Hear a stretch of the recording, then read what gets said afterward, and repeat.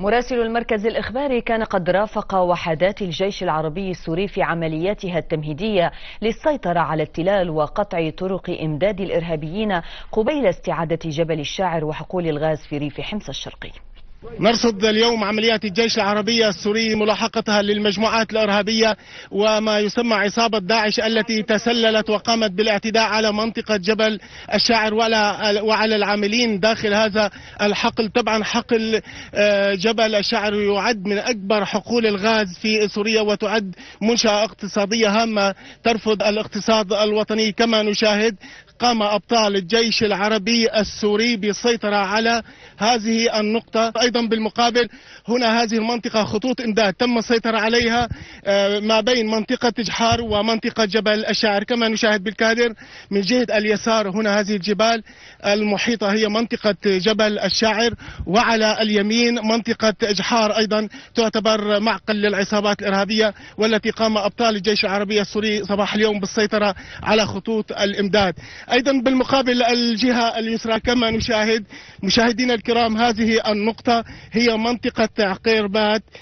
هذه النقطة أيضا قامت العصابات الإرهابية بالهجوم من خلال هذه النقطة على حقل الغاز في منطقة الشاعر. طبعا وقام أبطال الجيش اليوم بالسيطرة على خط إمداد الذي يربط ما بين منطقة عقيربات ومنطقة جبل الشاعر. الحمد لله وبعون الله تم الاستيلاء عليها كاملة، وقد لاز بعضهم بالفرار وسيطرنا عليها مباشرة، والآن نقوم بعدة محاور بالهجوم على جبل الشاعر، وإن شاء الله متوفقين والنصر آتي بإذن الله.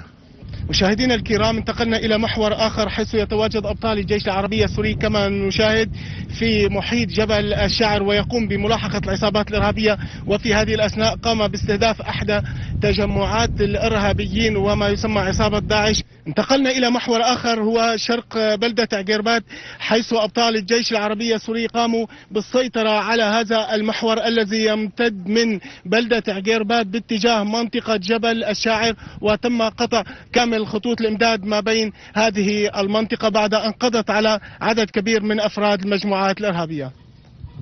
طبعا تم تحرك مجموعات من القوات المسلحة للسيطرة على نقطة جبل زملة المهر، نقطة سرياتيل، والنقطة 805 ونقطة قارات الطحين، النقطة 845 لتأمين محور مفرق العقيربات باتجاه محطة شاعر وطرد المسلحين ومنع أيضا من التقدم من اتجاه العقيربات باتجاه مفرق العقيربات محطة شاعر، والوصول إلى المحطة وتحرير من المجموعات الإرهابية المسلحة.